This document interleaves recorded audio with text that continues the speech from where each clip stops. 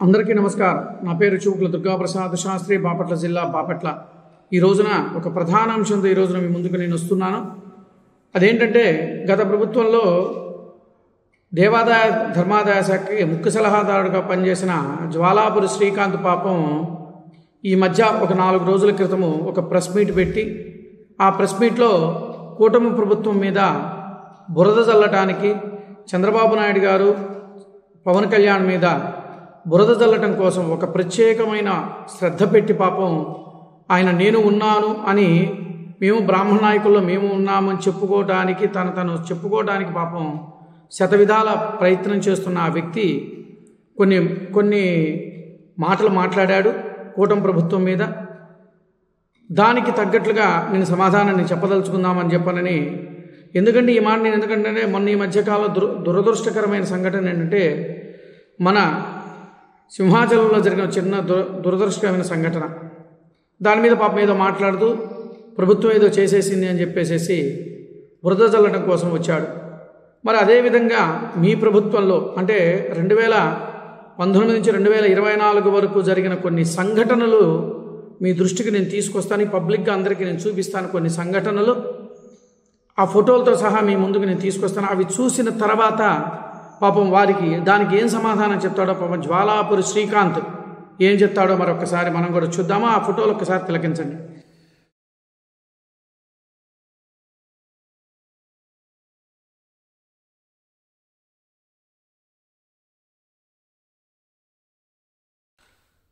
ఆ ఫోటోలు చూశారు కదా. ప్రధానంగా అంతర్వేదిలో రథం తగలబడిపోయింది. తర్వాత వచ్చేటప్పటికి విజయవాడ అమ్మవారి గుడిలో సింహవాహనాలు పోయినాయి. అలాగే రామతీర్థంలో రాముల వారి యొక్క శిరస్సుని విచ్ఛిన్నమైంది. అదేవిధంగా అసలు ప్రధాన అంశాలు ఏంటంటే, దేవాలయంలో పనిచేసే అర్చకుల మీద భౌతిక దాడులు విపరీతంగా జరిగినాయి. దేవాలయాలు కూల్చేశారు. దేవాలయంలో పనిచేసే అర్చకుల మీద విపరీతమైన దాడులు జరిగాయి. అది కూడా దాడులు ఎప్పటి నుంచి ప్రారంభమైనాయి?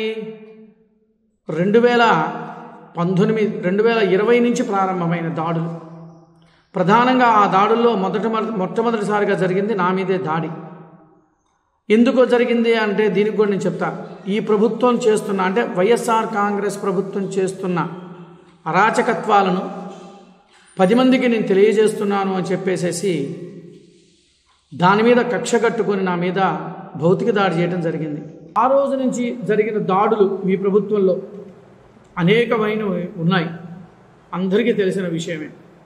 ఇంకా ప్రధానంగా ఇంకో ప్రధాన అంశం ఏంటంటే, చెప్పదలుచుకుంది ఏంటంటే, కొంతమంది బ్రాహ్మణ సోదరులు పాపం ఆ రోజున చంద్రబాబు నాయుడు గారి కోసం మేమేదో కష్టపడ్డాము, మేమేదో చేశామని చెప్పేసి సంఘాల వద్దు సాధికారం వద్దు అని చెప్పేసి వల్లమాలని ప్రేమతో గబగబా వచ్చేసి పార్టీలో జాయిన్ అయ్యారు కొంతమంది బ్రాహ్మణ సోదరులు.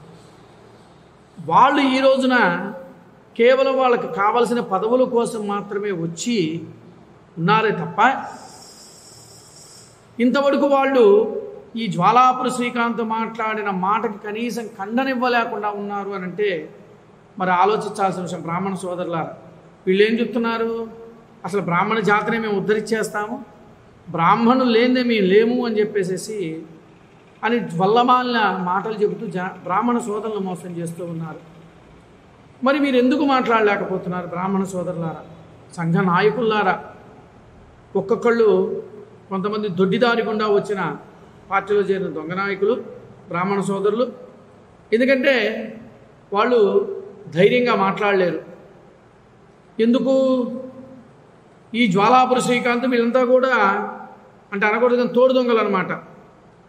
దొంగలు ఊళ్ళు పంచుకున్నట్టుగా వీళ్ళు బాగానే చేసుకుంటూ ప్రభుత్వం మీద విమర్శ చేస్తూ ఉంటే ఈ సంఘ నాయకులు మాట్లాడకపోవడం చాలా హాస్యాస్పదం. 4 రోజుల క్రితం ఇది జరిగిన సంఘటన. 4 రోజుల నుంచి నేను చూస్తూ ఉన్నా. వీళ్ళు ఏమైనా మాట్లాడతారు, ప్రజలకు ఏమైనా తెలియజేస్తారు, ఆయన మాట్లాడిన దానికి సమాధానం ఏమైనా ఇస్తారు, క్వశ్చన్లు ఇస్తారు అని చెప్పని అనుకుంటే ఇవ్వలేకపోవటమే చాలా ఆశ్చర్యకరమైన విషయం. బ్రాహ్మణ సోదరులారా గుర్తుపెట్టుకోండి, ఇలాంటి వ్యక్తులు కూడా దరి చేరను కూడా చేరనివ్వకూడదు.